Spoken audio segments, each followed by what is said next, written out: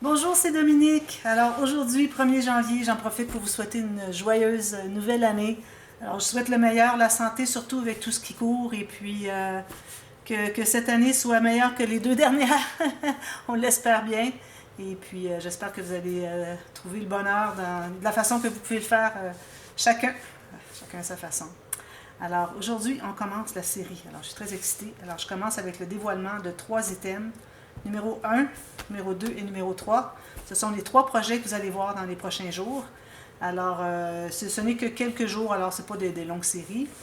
Alors, des projets plus faciles. Alors, j'ai commencé par des plus faciles, puis j'ai augmenté peut-être avec un petit peu plus difficile, surtout vers la fin de la série. Les 2 derniers projets, je dirais. Mais sinon, je dirais les 10 premiers, faciles à réaliser. Alors, pour ceux qui commencent en scrap, c'est le moment idéal pour avoir toutes les instructions qu'il faut pour pouvoir vous y mettre. Alors, des folios, c'est la meilleure façon de commencer. Il faut toujours faire attention à ce qu'on a comme espace de gousset pour peut-être, si jamais vous avez du papier qui n'est pas exactement la même épaisseur que le mien, s'il est un peu plus épais, peut-être qu'il y a des rabats que vous ne pourrez pas faire parce que vous allez vous trouver à manquer d'espace. Alors, il faut toujours, à chaque fois qu'on ajoute quelque chose, il faut que ça se contienne, puis il faut qu'il reste de l'espace aussi pour qu'on puisse ajouter des photos, parce que c'est le but d'ailleurs. Hein. Alors, je vais vous expliquer ces 3 projets. Et puis, on commence tout de suite demain avec les séries une après l'autre. Et puis, parfois, vous allez voir que je reviens sur le projet précédent au début de la série qui suit. Parfois, il y a des petites choses à rectifier ou à montrer. Mais allez voir toujours les boîtes de description parce que pour moi, c'est la façon que j'ai pour pouvoir faire des corrections ou donner des mesures qui sont peut-être un petit peu complexes à comprendre. Alors, des goussets, des choses comme ça. Surtout pour des systèmes de reliure. Alors, allez voir les boîtes de description. Parfois, il y a des corrections, alors c'est important si vous ne voulez pas faire les mêmes erreurs que moi. Ce serait choquant de faire quelque chose et de devoir déchirer après. Alors, je commence par le premier. Je vais tasser celui-là ici. Alors, je vais aller un petit peu plus en détail que la vidéo où est-ce que j'avais fait la primeur d'un projet à venir. Alors, vous avez vu les 12 projets. Alors, je vous mets dans la boîte de description cette vidéo. Ça va faire partie d'ailleurs de la playlist. Alors, vous avez la playlist de tous les projets, tous ces 12 projets-là, tous dans la même playlist. Alors, il y a le projet numéro 1, 2, numéro 3, numéro 4. C'est comme ça qu'on les a numérotés pour s'y retrouver. Alors, vous pouvez aller voir la playlist si vous pensez avoir manqué quelque chose. Si vous cherchez, vous ne trouvez pas, écrivez-moi, ça me fait plaisir de vous aider à tout clarifier ça. Et puis, c'est ça. Parfois, il y a 2 vidéos dans la même journée. Alors, allez voir. Si vous voyez partie A, c'est que partie B. Et puis, je pense que de cette façon, ça va être bien clair. Alors, le premier folio. Alors, j'ai utilisé des chutes. Alors, vous savez, c'est cascade de mini avec chutes parce que c'est pour écouler nos chutes qu'on a. Alors, moi, quand je vous suggère un projet, c'est que j'avais les chutes. Alors, c'est important que vous regardiez la quantité de papier que j'ai au départ pour voir si vous avez la même quantité avec les chutes que vous voulez utiliser. Alors, c'est pas dit que ça va être le même thème, là, c'est pas ça du tout le but. Moi, le but, c'est de vous montrer ce que vous pouvez faire avec les chutes que vous avez en main, des restants de collection. Alors, le plus souvent, c'est quelques feuilles, quelques chutes, et puis on ajoute du papier uni, papier de base, et puis ça se fait très bien comme ça. Alors, à partir du nombre de papiers, là, vous allez voir si vous avez la même quantité à peu près de papier de restant, même si c'est un autre thème. Alors, vous pouvez réaliser ce projet. Alors, moi, tous ces projets sont à vendre. Alors, j'ai spécifié, j'ai mis en détail dans la vidéo primeur d'un projet à venir. Vous avez tous les prix si jamais vous voulez vous les procurer parce que j'ai publié au début décembre. Alors, s'il y a des gens qui veulent se procurer des choses en temps pour Noël, avec le courrier rapide, même si c'est en Europe, vous auriez le temps de les avoir avant Noël, si vous ne tardez pas trop. Alors, si vous voyez vendu, c'est qu'il est vendu. Alors, vous avez tous les prix, alors tous les albums sont là. Alors, je commence avec le numéro 1. Alors, un folio, bien intéressant. Alors, moi, j'ai pensé, puisque c'était des papiers de mariage, que ça pourrait être parfait pour une mère de mariée, alors de mariée de mariée et, qui voudrait montrer à ses amis, son entourage, les photos du mariage. Alors, j'ai pensé que ça pourrait être intéressant. Alors, tout simplement, un folio à 2 sections. Et ça va être la même chose ici à peu près.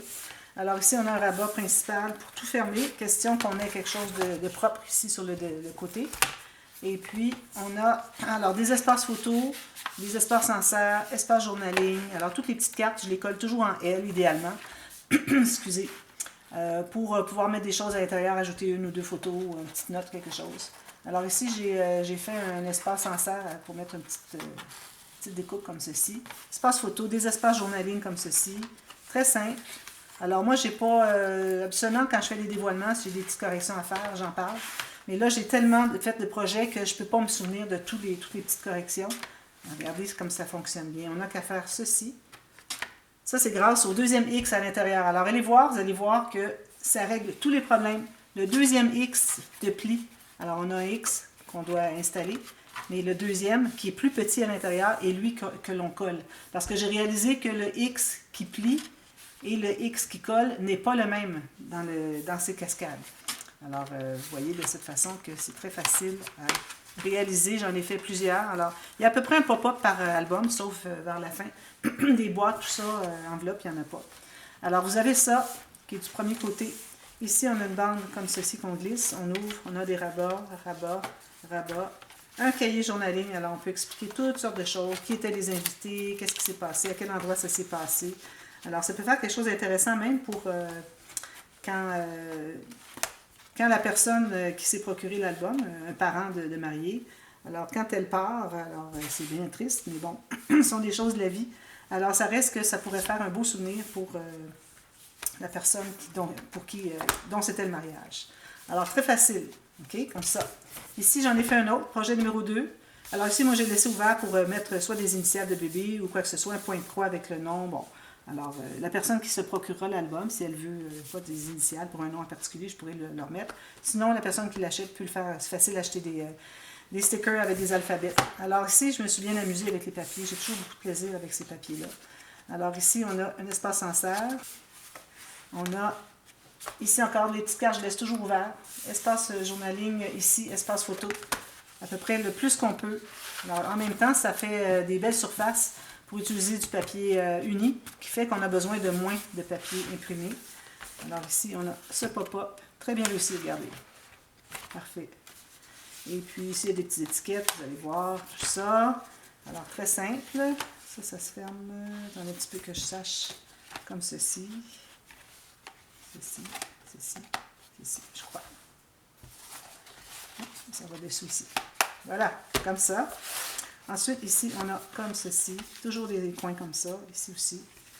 Alors, on a un petit rabat supplémentaire et un cahier journal. C'est certain qu'on doit toujours, pour un album bébé, avoir un cahier journal. Alors, dans le cahier journal, ici, j'ai fait des petits montages avec les numéros des mois. Alors, vous allez voir que c'est un peu partout, c'est qu'on ne peut pas coller tous les petites étiquettes au même endroit parce que ça ferait une épaisseur incroyable, toutes d'un même côté. Alors, je les ai répartis sur trois positions, ici et ici. Alors, vous allez avoir que deux étiquettes par position. Alors, vous allez voir que vous avez tout ça. Puis en même temps, ça égaye bien. J'ai fait un petit fond aussi pour pas juste mettre le numéro de l'année. Alors, ça, j'ai pensé aussi que ça pourrait être pour une grand-maman qui a un petit enfant qui pourrait montrer à ses amis. Alors, voilà, c'est ce que ça donne. Je recommande toujours d'avoir un rabat ici pour tout inclure ce qu'il y a ici, pour que ça fasse quelque chose de propre quand on le regarde de profil. Le troisième projet, alors ici, c'est un album. Alors ça, c'était avec les... D'ailleurs, vous avez toujours dans les boîtes de description les vidéos dévoilement du projet initial que j'avais fait avec la collection de papier. Si jamais vous voulez voir plus en détail les papiers, qu'est-ce qu'ils sont et qu'est-ce que j'ai fait avec ces papiers. Alors, j'ai toujours mis dans la boîte de description le projet que j'avais fait avec ces papiers pour que, bon, ça vous donne une petite idée aussi, puis ça vous fait peut-être voir autre chose. Alors ici, j'ai mis une petite chaînette, et puis bon, ici, c'était Vintage. C'est la collection Practically Perfect qui relate le film de Mary Poppins. Et puis ici, j'avais ce petit téléphone antique qui... parce que les papiers sont un peu antiques, vous allez voir. Alors celui-là, il allait vraiment bien avec le tissu ici du dos de l'album. Et puis, ça fait vintage un peu comme les papiers, parce que Mary Poppins, c'était dans les années, quoi, 50, 60, je sais pas. Alors ici, vous avez un beau fermoir avec aimant. Regardez, c'est du solide. OK. Ici, j'ai mis toutes sortes de petites chutes. Ici, j'ai fait un petit fanion. Alors, je vous montre un peu en détail parce qu'on ne voit pas vraiment. À moins que je l'ai montré le lendemain. Mais bon, pas toujours. Ça, je vais mettre ça ici. Alors ici, on a un onglet rotatif. Petit pop-up comme ceci. Petit pop-up comme ceci. Oui. Puis, c'est tout. Espace photo. Alors, deux pop-up comme ça. Ensuite, Ici, on a... Alors, chaque page est une bande transverse avec un papier menu au fond.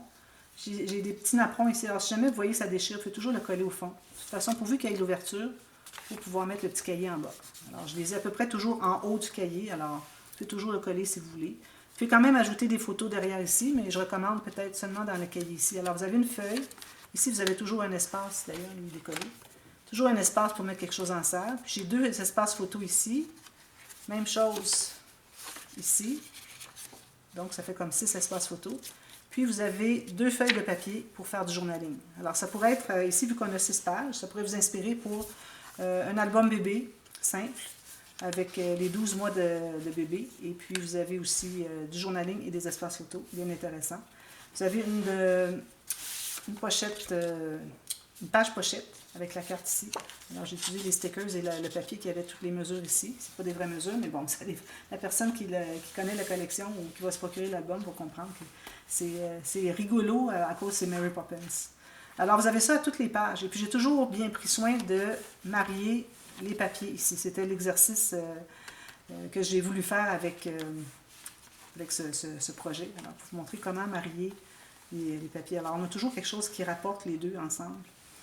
Alors, ici jusqu'à la fin. Puis ici, on a les petites cartes qui restaient. Je les ai mises ici. Puis, on a aussi des doublures de pages. Vous excusez parce que j'ai une blessure au bout du pouce. Alors, on a une carte ici qui entre à l'intérieur. La doublure de page. Alors, un projet facile, des pages répétitives, que des bandes transverses sur une page pochette. Et puis, un petit cahier qui se tient avec un aimant. L'aimant, il faut que vous ayez... Un petit peu que je me rappelle. L'aimant, il est où? Je ne me souviens plus. Je ne sais plus comment ça fonctionnait. Peut-être que c'était comme ça. Non. Alors, vous allez voir, de toute façon, je vais l'expliquer dans le tuto. Je crois que j'ai un aimant qui est ici et l'autre ici. C'est ça. Alors, vous avez un aimant ici et ici. Donc, c'est important d'avoir seulement le rabat. Alors, tout ce qui est dans le cahier va dessous.